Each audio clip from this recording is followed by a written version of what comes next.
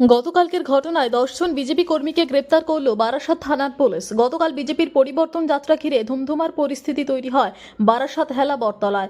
অভিযোগ, পরিবর্তন যাত্রা চলাকালীন বারাসাত হেলা বটতলায় তৃণমূলের অটো ইউনিয়ন অফিস ভাঙচুর চালায় বিজেপির কর্মী সমর্থকেরা। পাশাপাশি অটো ইউনিয়ন অফিসে থাকা বেশ কয়েকজন তৃণমূলের কর্মী সমর্থকদের মাধ্যমে করে। এরপরই তৃণমূলের পক্ষ থেকে বারাসাত থানার একটি লিখিত অভিযোগ দায়ের করা হয়। অভিযোগের ভিত্তিতে সারা রাত তল্লাশি অভিযান চালিয়ে 10 জন বিজেপি কর্মীকে গ্রেপ্তার করে বারাসাত থানার পুলিশ। আজ দুপুরে তাদেরকে নিয়ে আসা হয় বারাসাত আদালতে।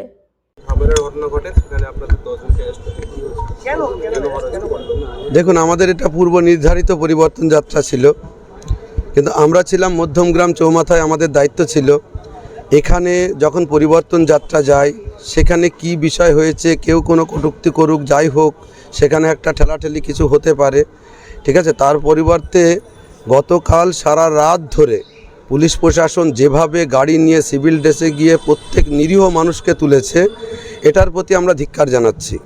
এবং সেখানে যে বয়স্ক সিনিয়র লোকেরা কোনো অপরাধী না, নির্দোষ, তাদেরকে তুলে নিয়ে এসছে, ঠিক আছে। এটা আমরা কখনোই মেনে নিতে পারছি না।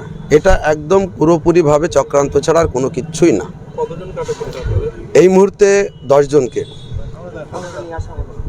এই নিয়ে এসছে, এখন কোর্টে তুলেছে। তার মধ্যে আপনারাও দেখতে পেয়েছেন বয়স্ক লোক লুঙ্গি পরে তখন